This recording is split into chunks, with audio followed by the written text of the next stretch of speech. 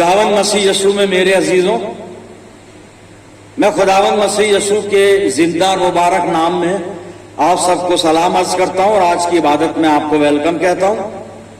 अजीजों, मेरी दुआएं हमेशा आपके साथ हैं। आज के अच्छे दिन के लिए हम परमेश्वर का धन्यवाद करते हैं और मैं आप सब अजीजों का मशकूर हूं, ममनून हूं। आप मुझे कमेंट्स में दुआएं देते हैं, मैं आपका शुक्रगुजार हूं। आपकी दुआएं चाहिए, मुझे जरूरत है। अजीजों, आज जो कलाम का हिस्सा है पौलुस रसूल का खत, जो उसने गलातिया की कलीसिया को लिखा है। Epistle of Saint Paul to Galatians chapter 6 verse 6 to 10। गलातिया की पत्री और 6 अध्याय 6 से 10 आयत में आपके सामने पढ़ रहा हूं। कलाम की तालीम पाने वाला तालीम देने वाले को सब अच्छी चीजों में शरीक करे। फरेब ना खाओ, धोखा ना खाओ। खुदा ठट्टों में नहीं उड़ाया जाता, क्योंकि आदमी जो कुछ बोता है वो ही काटेगा। जो कोई अपने जिस्म के लिए बोता है वो जिस्म से हलाकत की फसल काटेगा, और जो रूह के लिए बोता है वो रूह से हमेशा की जिंदगी की फसल काटेगा। हम नेक काम करने में हिम्मत ना हारें, क्योंकि अगर बेदिल ना होंगे तो ऐन वक्त पर काटेंगे। बस जहां तक मौका मिले सबके साथ नेकी करें, खासकर अहले ईमान के साथ। खुदावंद की बड़ी बरकत उसके पाक कलाम के पढ़े जाने और सुने जाने पर हो, आमीन। आइए दुआ करें। प्यारे आसमानी बाप, हम बड़े अदब के साथ हलीमी और फिरोतनी की रूह में होकर तेरे पाक कदमों पर अपने सर झुकाए हुए हैं, इस ईमान के साथ कि हमारा जिंदा सच्चा खुदा, हमारा प्यार करने वाला आसमानी बाप हमारे बीच में मौजूद है। परम पिता परमेश्वर, वक्त है तेरे जिंदा मुबारक कलाम पर मनन करने का। हम सबको पवित्र आत्मा से परिपूर्ण कर कि हम पाक रूह की रहनुमाई में होकर इस कलाम को समझें, इसको अपनी जिंदगियों में जगह दें, इसे अपने जीवन में जड़ पकड़ने दें, ताकि प्यारे खुदाओं ने हमारी जिंदगियों में बहुत सा फल लाए। आसमानी बाप, हमारे चारों तरफ अपने पाक फरिश्तों की सेना का बाड़ा बांधना के शैतान हमें किसी भी तरह से दखल ना दे सके। हम सबको पवित्र आत्मा की सामर्थ्य से परिपूर्ण कर कि तेरे कलाम को हम जीने वाले बन सकें। प्रभु परमेश्वर, सारी बातों में अपने आप को तेरे अधिकार में देते हैं और ये दुआ तेरे प्यारे बेटे अपने रजात दहिंदा खुदावंद यीशु मसीह के जिंदा और मुबारक नाम के वसीले से मांगते हैं। सुन और कबूल कर ले, आमीन। अजीजों, कलाम का मैं हिस्सा पढ़ रहा था। गलातिया की पत्री या गलातियों के नाम पत्री, यानी पौलुस ने इसको लिखी है और उर्दू में इसका प्रोनाउंसिएशन है गलतियों। तो गलतियों का मतलब ये गलतियों मत समझ लेना आप, गलतियां नहीं है। गलतियों की कोई किताब बाइबल में नहीं है, या गलती करने के बारे में बाइबल कहीं भी नहीं सिखाती है। इसलिए आप प्रोनाउंसिएशन, तलफ्फुज पे ध्यान रखें। उर्दू में इसको गलतियों का खत का है, तो ये गलती है, गलती नहीं है। तो इसका थोड़ा ध्यान रखें, कुछ लोग कंफ्यूज हो जाते हैं। तो हिंदी में ठीक है और इंग्लिश में गैलेशियंस है। तो गलातियों की पत्री और मैंने खोल रखी है, 6 अध्याय और 6 से 10 पद मैंने आपके सामने पढ़ा था। अजीजों, 7वीं आयत को देखें, थोड़ा इस पर बातचीत करेंगे। गलातियों 6 और 7 आप देखें, इसमें यहां लिखा फरेब ना खाओ, धोखा ना खाओ। खुदा ठट्टों में नहीं उड़ाया जाता, क्योंकि आदमी जो कुछ बोता है वही काटेगा। धोखा ना खाओ, फरेब ना खाओ। खुदा ठट्टों में नहीं उड़ाया जाता है। और जो खास जो अल्फाज हैं, पौलुस जो लिख रहा है कि आदमी जो कुछ बोता है वो ही काटेगा। आदमी जो कुछ बोता है वो ही काटेगा। प्रियजनों, ये एक कहावत है, ये बड़ी प्रचलित कहावत है ये, और बहुत पुरानी, हम बुजुर्गों से सुना करते थे कि आदमी जो बोता है वही काटता है, जैसा बोगे वैसा ही काटोगे, ये हम सब जानते हैं। और इसका मतलब यही है कि हम जैसा करेंगे वैसा भरेंगे, या जैसा दूसरों के साथ करेंगे दूसरे भी हमारे साथ करेंगे। अगर हम दूसरों के साथ बुराई करेंगे तो हमें भी बुराई मिलेगी, दूसरे हमारे साथ बुराई करेंगे। दूसरों के साथ भलाई करेंगे तो हमें भी भलाई मिलेगी, यानी लोग हमारे साथ भी भलाई करेंगे। तो यहां पर पौलुस ने रूहानी जिंदगी के साथ साथ कलीसिया को वो जो दुनियावी जिंदगी के अच्छे उसूल हैं उनके बारे में पौलुस ने यहां पर बताना चाहा है और बताया है यहां पर कि हम सोशल लाइफ को किस तरह जिए, हमारा सामाजिक जीवन कैसा हो। और यहां पे 10वें पद में लिखा था कि बस जहां तक मौका मिले सबके साथ नेकी करें, सबके साथ भलाई करें, जहां तक मौका मिले। जितनी हमारी ताकत है, जितनी हमारी कैपेसिटी या कैपेबिलिटी है, हम सबके साथ भलाई करें, सबके साथ भलाई करें, सबके साथ अच्छा व्यवहार करें, सबके साथ अच्छा बर्ताव करें। और वो इसलिए कि पौलुस सावधान कर रहा है 7वें पद के दूसरे हिस्से में कि आदमी जो कुछ बोता है वही काटेगा। इसलिए यहां पर अच्छा करने पर, नेकी करने पर, भलाई करने पर मेरे अजीजों कलाम जो जोर दे रहा है पौलुस के मार्फत, पौलुस कलीसिया को ये सिखा रहा है। इंग्लिश वर्जन में मैं पढ़ देता हूं, for whatever a man sows that will also reap, जो बोएगा वो काटेगा। और पत्री में यानी इस खत में जो बात चल रही है वो तो विश्वास की बात चल रही है। और पौलुस ने इस पूरी पत्री के माध्यम से कलीसिया को ये सिखाया कि मनुष्य यानी एक विश्वासी, एक मसीही, एक विश्वासी है, वो यीशु मसीह पर विश्वास लाने से धर्मी ठहरता है। क्योंकि वहां पे कलीसिया में कुछ लोग इस गलत फहमी में थे कि हम व्यवस्था का पालन करेंगे तो धर्मी बन जाएंगे या उद्धार मिल जाएगा। लेकिन पौलुस ने उनको करेक्ट किया है कि नजात उद्धार शरीयत से, व्यवस्था से नहीं है, बल्कि मसीह यीशु पर ईमान लाने की वजह से है। लेकिन वो रूहानी बातें बताता बताता थोड़ा सा दुनियावी बातों की तरफ भी लोगों के ध्यान को लेकर जा रहा है। और सोशल लाइफ कैसे जिए हम, सामाजिक जीवन कैसे जिए हम, इसके बारे में बताते हुए उसने सावधान किया है कि खबरदार, खुदा ठट्टों में नहीं उड़ाया जाता, धोखा ना खाओ, फरेब ना खाओ, क्योंकि आदमी जो कुछ बोता है वही काटेगा। अजीजों, बाइबल में एक बहुत अच्छी तस्वीर है, इलस्ट्रेशन है, घटना है, और जहां जहां जरूरत होगी मैं पढ़ भी दूंगा।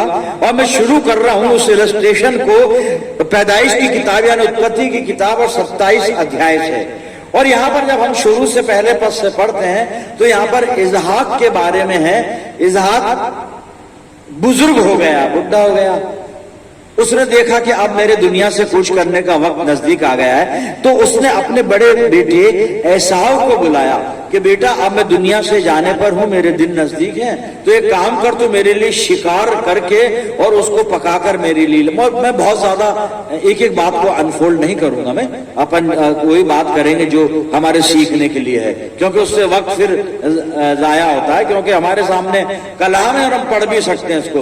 तो शिकार करके ला, बाप कह रहा है, इसहाक कह रहा है एसाव से, और उसको पकाकर, उसका गोश्त पकाकर मेरे लिए पकाकर ला, मैं उसको खाऊंगा। और उसके बाद फिर उसकी तमन्ना थी, उसकी दिली ख्वाहिश थी कि मैं तेरे को बरकत दूंगा।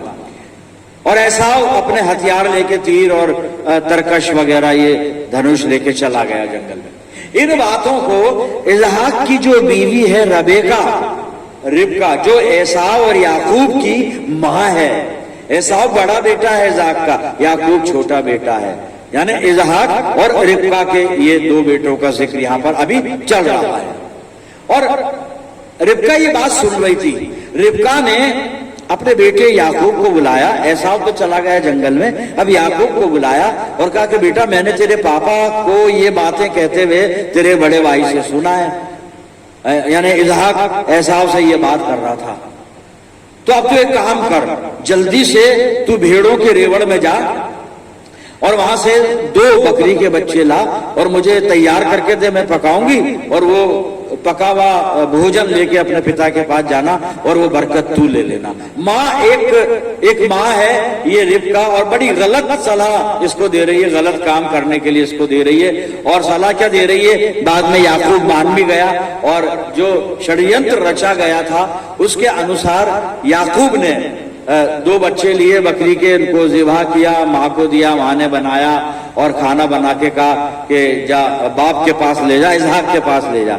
इसहाक को दिखता नहीं था, कलाम में लिखा उसकी आंखें कमजोर हो गई थी, दिखता नहीं था, सूझता नहीं था, हिंदी में लिखा है सूझता नहीं, कुछ समझ नहीं पाता था, शायद बहुत उम्र थी इसलिए सुन नहीं पा रहा है, देख नहीं पा रहा है, सेंसेशन हाथों का वो भी खत्म हो गया है, कुछ कुछ है कुछ कुछ नहीं है, जो तस्वीर सामने है कलाम में।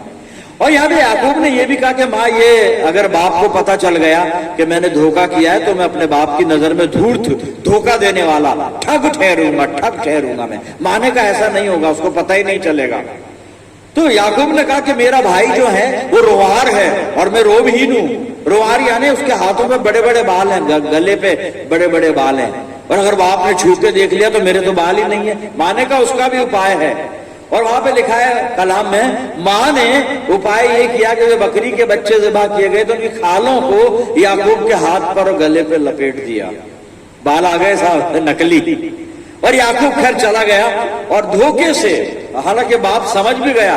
और वहां पे बड़ी अच्छी बात एक लिखी है, याकूब ये भी कहता है, इसहाक ये भी कहता है याकूब से कि बेटा तू कौन है, क्या तू मेरा बेटा एसाव है?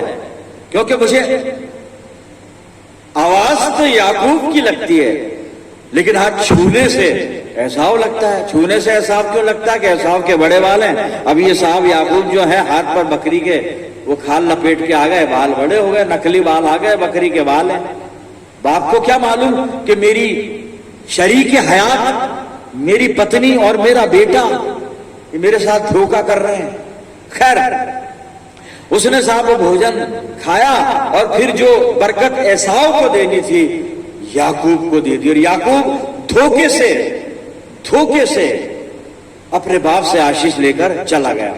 बाद में एसाव आया, एसाव भी खाना बना कर लाया, और जब उसने कहा पापा खाना खा लो, इज़ाक से कहा कि पिताजी खाना खा लीजिए, उसने कहा भाई मैंने खा लिया, अभी थोड़ी देर पहले आया था। तो वो कौन था?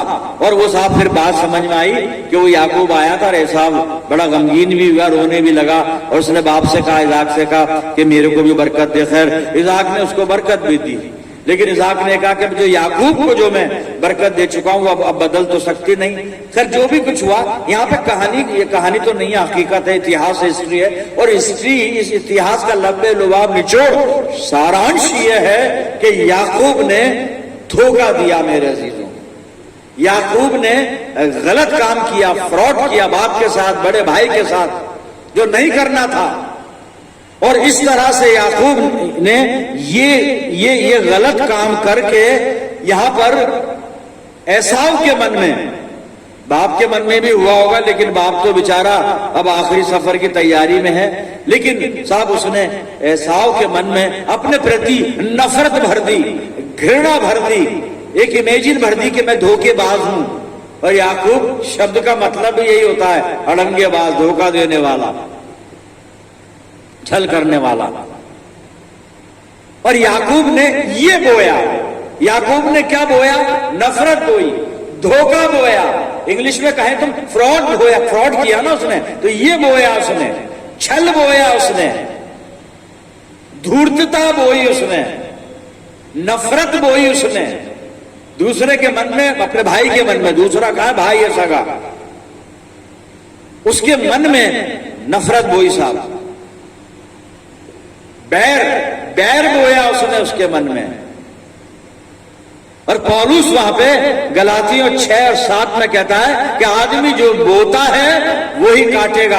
अब याकूब ने ये बोया है साहब, अब काटेगा भी यही, जो बोया है वही काटेगा। अब काट का रहा है वो देखेंगे अपन, ताकि बात समझ में आ जाए कि जब पौलुस साहब जो फरमा रहे हैं वो बिल्कुल सही है कि नहीं, ऐसा होता है क्या। क्योंकि अक्सर हम देखते हैं कि बहुत लोग हैं गलत काम करते हैं, गलत बोते हैं, लेकिन उनको काटना तो नहीं पड़ता। जिन्हें काटना पड़ता है वो हमें पता नहीं पड़ता, वो तो जो काटता है उसको पता पड़ता है। अब तो कलाम बताएगा कि याकूब ने जो बोया है ना, अब वही काटने जा रहा है ये आने वाले समय में।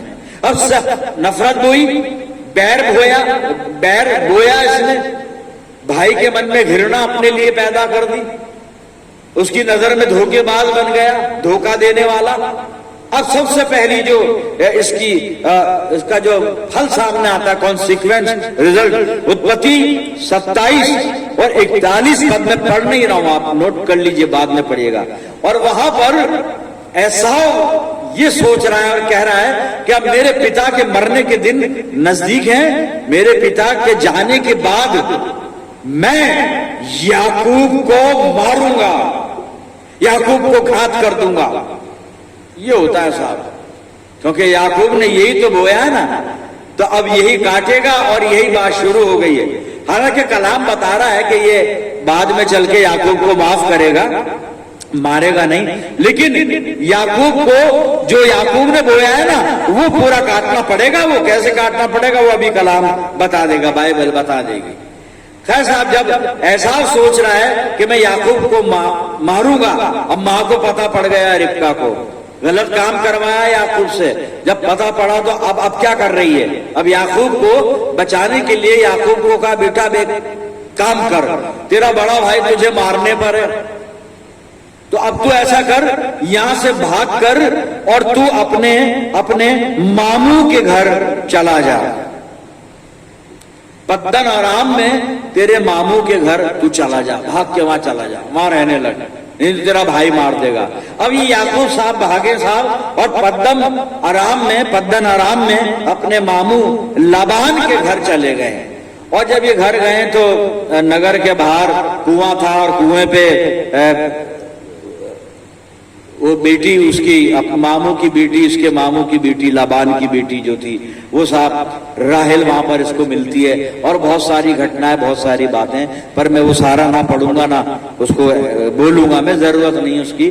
खैर ये अपने मामू के घर पर पहुंच गया, लाबान के घर पर पहुंच गया, और जब इसने राहेल को देखा कुएं पर और आगे चलकर जब ये अपने मामू के घर रहने लगा और मामू के घर पर काम करने लगा, उसकी भेड़ बकरियों को चराने लगा, तो मामू ने एक ऑफर दिया कि भाई तूने मेरी सेवा की है तो अब बता मैं तेरे साथ क्या अच्छा करूं, कुछ उसका रिवार्ड दूं तुझे।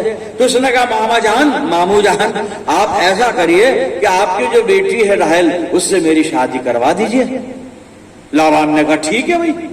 अब ये 7 साल इसने खिदमत कर ली, भेड़ बकरियां चरा ली 7 साल राहेल के चक्कर में, राहेल के लिए, ये राहेल से शादी करना मांग रहा है। और जब 7 साल हो गए तो उसने कहा भाई अब 7 साल हो गए, अब आप मेरी शादी करवाओ राहेल से। ठीक है साहब, शादी हो गई। और जब शादी हो गई तब क्या हुआ वो मैं पढ़ूंगा मेरे अजीजों। उत्पत्ति मैंने खोल लिया है, उत्पत्ति की किताब मैंने खोल ली है और 29 अध्याय मैंने निकाला है और 21 पद से मैं पढ़ रहा हूं। तब याकूब ने लाबान से कहा मेरी पत्नी मुझे दे और मैं उसके पास जाऊंगा, क्योंकि मेरा समय पूरा हो गया है, वो 7 साल जो है ना वो पूरा हो गया है। अतः लाबान ने उस स्थान के सब मनुष्यों को बुलाकर इकट्ठा किया और एक भोज दिया, मैरिज फीस्ट, शादी का खाना हो रहा है। सांझ के समय वह अपनी बेटी लिया को, बड़ी बेटी है लिया, याकूब राहुल से शादी करना चाहता है। अब सुनिए यहां पे क्या कर रहा है लाबान। वो सांझ के समय अपनी बेटी लिया को याकूब के पास ले गया और वो उसके पास गया। तब लाबान ने अपनी बेटी लिया को उसकी दासी होने के लिए अपनी दासी जिल्पा दी। भोर को मालूम हुआ कि ये तो लिया है, इसलिए उसने लाबान से कहा, किसने, याकूब ने लाबान से कहा ये तूने मेरे साथ क्या किया है? मैंने तेरे साथ रहकर जो तेरी सेवा की तो क्या राहेल के लिए नहीं की? फिर तूने मुझसे ऐसा छल क्यों किया? याकूब तूने अपने भाई के साथ छल किया, अब तेरा मामू जो ससुर बनने जा रहा है तेरे साथ छल करेगा। आदमी जो बोता है वही काटेगा। हम क्या बोल रहे हैं साहब? याकूब पूछ रहा है लाबान से, मैंने राहेल के लिए खिदमत की 7 साल, 7 ईयर, 7 साल, और शादी के वक्त तूने लिया पकड़ा दी मुझे। तूने ऐसा छल क्यों किया? याकूब तू भूल गया? तूने अपने बाप के साथ छल किया, बुढ़े बाप के साथ छल किया, अंधे बाप, अंधा तो नहीं था लेकिन उसको दिख नहीं रहा था, अंधा ही कहलाएगा ना, बीनाई उसकी जा चुकी थी। ऐसे बाप के साथ छल किया, बड़े भाई के साथ छल किया, और अब जब तेरे साथ छल हुआ, जमीन कांप गई पैरों के नीचे की। हाँ साहब, ये फसल ऐसी होती है साहब, ऐसी होती है। इसलिए पौलुस कलीसिया को कह रहा है, खबरदार, धोखा ना खाओ, फरेब ना खाओ, खुदा ठट्टों में नहीं उड़ाया जाता। और आगे बता रहा है कि आदमी जो बोता है, अगर तुम खुदा का ठट्टा उड़ाते हो किसी भी तरह से, दुनिया तुम्हारा ठट्टा उड़ाएगी। अगर तुम खुदा के साथ विश्वासघात करते हो, बेवफाई करते हो, दुनिया में इसी जिंदगी में तुम्हारे साथ बेवफाइयां होंगी, विश्वासघात होगा साहब, और होता है। इसलिए पौलुस सावधान कर रहा है, आदमी जो बोता है वही काटेगा। अभी तो ये पहली फसल काटी है, अभी तो और मैं आपको बताऊंगा आगे चलकर। जी, तो मैं पढ़ रहा था और वहां पर वो कहता है 25वें पद के आखिर में कि फिर तूने मुझसे क्यों ऐसा छल किया है। यानी उत्पत्ति 29 अध्याय और ये 25 पद चल रहा था, आगे पढ़ता हूं। लाबान ने कहा, हमारे यहाँ ऐसी रीति नहीं कि बड़ी बेटी से पहले दूसरी का विवाह हो जाए। वजह ये थी, उसने छल नहीं किया, लेकिन वो रीति रिवाज पूरे करने थे इसलिए उसने, लेकिन हाँ उसकी दृष्टि में तो छल था बिल्कुल। उसने तो राहेल के लिए सेवा की थी। और अजीजों, तब जब उसने शिकायत की मेरे साथ छल किया, तो मैंने वो 26 पद पढ़ दिया था, हालांकि पढ़ना नहीं था कि बात समझ में आ जाए। तो ऐसा किया क्यों लाबान ने? उसने कहा, हमारी यहाँ परंपरा ये है कि बड़ी बेटी का विवाह पहले होता है, छोटी का बाद में। तू छोटी से करना चाह रहा था तो मैंने बड़ी का तेरे साथ करवा दिया, कोई बात नहीं। अब तू आगे थोड़ी सी सेवा और कर, और मैं राहेल को भी तुझसे ब्याह दूंगा। और थोड़ी सी सेवा नहीं, 7 साल और सेवा कर। एग्रीमेंट 7 साल का है। छल ही होगा तेरे साथ, तो धोखा ही होगा तेरे साथ। अबे तूने छल बोया है, तूने धोखा बोया है, तूने फ्रॉड बोया है, यही फसल काटेगा तू याकूब। और उसको राहेल के लिए 7 साल और खिदमत करनी पड़ी, 14 साल सेवा करनी पड़ी साहब। खैर, शादी हो गई राहेल से भी, लिया से भी हो गई, राहेल से भी हो गई, राहेल भी मिल गई। पहला धोखा यहां खाया। अब बच्चे हुए याकूब साहब के, 12 बेटे हो गए। 11वां बेटा यूसुफ है, 12वां बिन्यामीन है, 10 बड़े बेटे हैं और उनके नाम भी कलाम में लिखे हैं। थोड़े बेटे बड़े हो गए, जवान हो गए। अब यूसुफ साहब जो हैं, याकूब का ये 11वां बेटा, ये ख्वाब देखते हैं, और ख्वाब देखते हैं तो जो 10 भाई हैं बड़े, उनको जलन हो जाती है उसके ख्वाब सुनकर। मैं पूरा नहीं बता रहा हूं, मैं सिर्फ वही जो रिलेवेंट है पद से वो बात करूंगा। तो ये 10 बेटे जो हैं यूसुफ से नफरत करने लगे, और इनके दिल में एक ऐसी बात आई कि ये बहुत हमारी हंसी उड़ाता है, हमें अंडर एस्टिमेट करता है, और सपने के द्वारा हमें बताता है कि हम इसकी चाकरी करेंगे, हम इसको सिजदा करेंगे, हम इसको दंडवत करेंगे, और ये हम पे प्रभुता करेगा, ये हमारे ऊपर हमारा स्वामी बनेगा। ऐसी बातें करता है, और हमसे छोटा ही है, इसको ठिकाने से लगाया जाए। तो एक बार ये बेटे, बहुत शॉर्ट में बता रहा हूं मैं, अपनी भेड़ बकरी यानी याकूब की भेड़ बकरी ये बेटे चरा रहे हैं दोतेन के जंगल में। और याकूब ने यूसुफ को कहा कि बेटा अपने भाइयों का कुशल क्षेम पूछ, कुछ खाने की सामग्री दिए, और यूसुफ दोतेन में इनके पास पहुंचा है। और इसके भाइयों ने दूर से देखा यूसुफ आ रहा है, तो कहा देखो वो सपन देखने वाला, और सपनों का अर्थ मतलब सपन देखने वाला जैसे सपन देखता है कि साहब, अभी अर्थ तो नहीं बताया था यूसुफ ने, ये राज अभी नहीं खुला है कि यूसुफ सपनों के अर्थ भी बताता है, लेकिन जो सपन देखे थे ये भाई चिड़े हुए थे उन ख्वाबों से, और इन लोगों का इसको मार दें, अपन इसे मार दें, और बाप को कह देंगे जाके याकूब को कि जंगली जानवर खा गया जी उसको, तेरे बेटे को, ये कह देंगे अपन। और तब रूबेन जो सबसे बड़ा भाई है, उसने कहा भाई इसको मारो मत, है ना, ये खून हमारे जिम्मे नहीं लगे। ऐसा करो कि ये गड्ढा है यहाँ पे, एक बिना पानी का एक गड्ढा है, कुआं मान ले इसको, इसमें पटक दो इसको, है ना, ऐसा करो। खैर उन्होंने डाल दिया इसमें, अब क्या हुआ, रूबेन का इधर उधर हुआ होगा, तो अभी भाई बैठे थे और यूसुफ साहब घड़े में है, उधर से इस्माइलियों का काफिला जा रहा था। तो उनका एक भाई बड़ा, यूसुफ का एक भाई यहूदा, यूसुफ ने कहा ऐसा करो, अपन इसको काहे को मारे, अपना ही तो खून है, अपना ब्लड है, अपनी हड्डी, अपना मांस है, ये इस्माइलियों को बेच देते हैं, ये जिंदा भी रहेगा, मरेगा भी नहीं, और अपने यहां से बला भी टल जाएगी। उन्होंने 20 चांदी के टुकड़ों में यूसुफ को इस्माइलियों के हाथ बेच दिया और यूसुफ चला गया, साहब मिस्र में चला गया।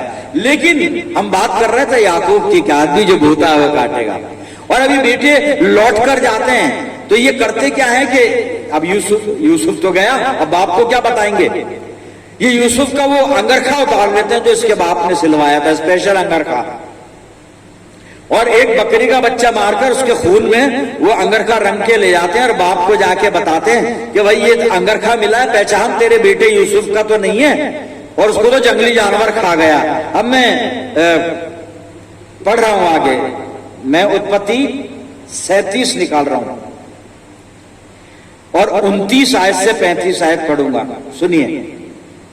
रूबेन ने घड़े पर लौटकर क्या देखा कि यूसुफ घड़े में नहीं है, इसलिए उसने अपने वस्त्र फाड़े और अपने भाई, वस्त्र क्यों फाड़े, रूबेन दरअसल में इस फेवर में नहीं था यूसुफ को मारा जाए, वो चाहता था कि मैं यूसुफ को किसी तरह निकाल कर और बाप के पास जिंदा पहुंचा दूंगा, पर ऐसा हुआ नहीं, इसलिए कपड़े फाड़े और अपने भाइयों के पास लौटकर कहने लगा लड़का तो नहीं है, अब मैं किधर जाऊं। तब उन्होंने यूसुफ का अंगरखा लिया और एक बकरे को मार के उसके लहू में उसे डुबो दिया और उन्होंने उस रंग बिरंगे अंगरखे को अपने पिता के पास भेजकर कहला दिया, ये हमको मिला है, अतः देखकर पहचान ले कि ये तेरे पुत्र का अंगरखा है कि नहीं। उसने उसको पहचान लिया, याकूब ने पहचान लिया और कहा हाँ ये मेरे ही पुत्र का अंगरखा है, किसी दुष्ट पशु ने उसको खा लिया है। निसंदेह यूसुफ फाड़ डाला गया। तब याकूब ने अपने वस्त्र फाड़े और कमर में टाट लपेटा और पुत्र के लिए बहुत दिनों तक विलाप करता रहा कि मेरा बेटा मर गया। इसके बेटों ने, इसने बाप को धोखा दिया ना, अरे 10 बेटे इसको धोखा दे रहे हैं। आदमी जो बोएगा काटेगा साहब। अगर आप अपने पिता को धोखा देंगे, आपके बेटे आपको धोखा देंगे। बाइबल गवाही दे रही है इस बात की, बाइबल गवाह है साहब। कपड़े फाड़ के और जमीन पर बैठ गया टाट ओढ़कर और बेटे का गम कर रहा है। हालांकि यूसुफ मरा नहीं, मरेगा भी नहीं। खुदा के लोग मरते नहीं है साहब। यूसुफ खुदा का जन है, मरेगा नहीं। लेकिन याकूब ने जो बोया है ना, वो तो पूरा काटना पड़ेगा। और याकूब की हालत खराब है और इसको बहुत दिनों तक पता नहीं चला साहब। इसको सालों तक पता नहीं चला कि मेरा बेटा जिंदा है, सही सलामत है, और वो तो खुदा के फजल से मिस्र का प्रधानमंत्री बनने वाला है और बन गया, जो भी है बन भी गया था वो। और ये बाद में जाएगा, बाद में ये लोग जाएंगे, मिलेंगे उससे, सब कुछ ठीक हो जाएगा। लेकिन अभी बात चल रही है, उसी पद को समझ रहे हैं हम। गलातिया की पत्री 6 अध्याय और 7 पद, आदमी जो बोता है वो काटेगा। याकूब ने जो बोया था काटा साहब, काटा याकूब ने। याकूब की क्या दशा हो रही होगी, याकूब पर क्या गुजर रही होगी, याकूब पर क्या बीत रही होगी। और याकूब को सब कुछ याद आ रहा होगा कि मैंने भी यही किया है, सब कुछ मैंने यही तो बोया है जो मैं काट रहा हूं। मेरे अजीजों, अपनी जिंदगी पे गौर करें। हमारा आत्मिक जीवन कैसा है, हमारा सामाजिक जीवन कैसा है, स्पिरिचुअल लाइफ हमारी कैसी है, सोशल लाइफ हमारी कैसी है। क्या कर रहे हैं हम, क्या बो रहे हैं, क्योंकि जो बोएंगे वो ही काटेंगे। इसलिए अच्छा काटने के लिए अच्छा आचरण जरूरी है, अच्छा काटने के लिए अच्छा चाल चलन जरूरी है, अच्छा काटने के लिए रास्तबाज धर्मी होना जरूरी है, अच्छा काटने के लिए परमेश्वर के मार्गों पर चलना जरूरी है, और अच्छा काटने के लिए पवित्र शास्त्र बाइबल के नियमों पर चलना जरूरी है साहब। अपनी जिंदगियों को टटोलें, क्या बो रहे हैं, अपनी जिंदगी को देखें, जांचें, परखें।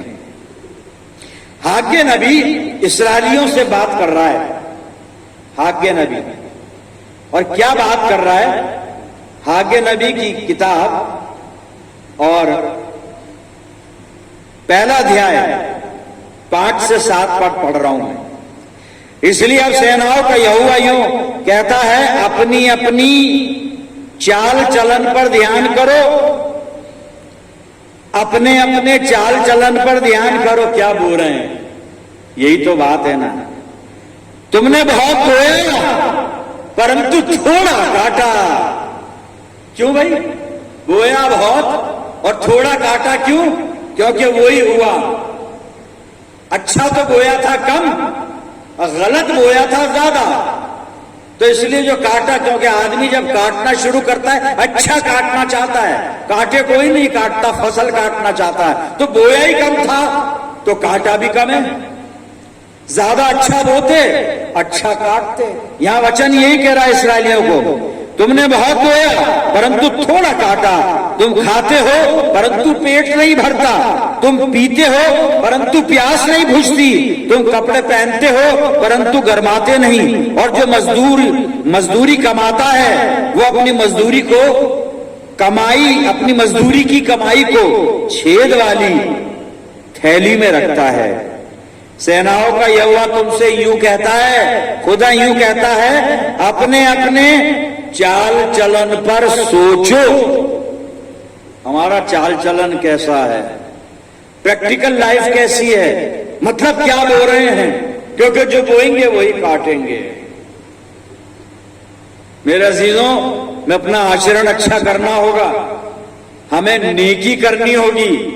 और क्या करना होगा वो कलाम बताएगा। आखिरी पद पढ़ूंगा मैं, रोमियो की पत्री और 2 अध्याय 6 से 8 पद सुनिएगा। वो हरेक को उसके कामों के अनुसार बदला देगा। जो सुकर्म में स्थिर रहकर महिमा और आदर और अमरता की खोज में है, उन्हें वो अनंत जीवन देगा। पर जो विवादी हैं और सत्य को नहीं मानते वरन अधर्म को मानते हैं, उन पर क्रोध और कोप पड़ेगा। क्रोध और कोप पड़ेगा। क्या बोल रहा हूं मैं मेरे अजीजों? खुदा करे कि हम अच्छी फसल बोएं, अच्छे बीज बोएं, अच्छा काटें। परमेश्वर हमें तौफीक दे। प्रभु से अगुवाई हासिल करें कि खुदा हमें ऐसी आत्मा दे, ऐसा चाल चलन दे कि हम नेकी बोएं, नेकी काटें, भलाई बोएं, भलाई काटें, प्रेम बोएं, प्रेम काटें, क्षमा बोएं, क्षमा काटें, अच्छा बोएं, अच्छा काटें, आशीष बोएं, आशीष काटें। मेरे अजीजों, अच्छी फसल काटें। आइए खुदा बाप से दुआ करें। परमपिता परमेश्वर, धन्यवाद करते जीवित वचन के लिए जो मसीह जिंदगी में जीने के तौर तरीके हमें सिखाता है। हम सबको पवित्र आत्मा की ऐसी तौफीक देना, ऐसा मार्गदर्शन देना कि हम खुदावंद अच्छा बोएं ताकि अच्छा काटें। अपनी जिंदगियों को तेरे इख्तियार में देते हैं प्रभु। पवित्र आत्मा की सामर्थ्य हमें परिपूर्ण करना कि हम अपने चाल चलन को अच्छा बना के रखें। परमपिता परमेश्वर, जितने अजीज मेरे साथ दुआ में शामिल हैं, मैं दुआ करता हूं इन सब अजीजों पर तेरी शफकत, रहमत और बरकत का साया हमेशा बना रहे।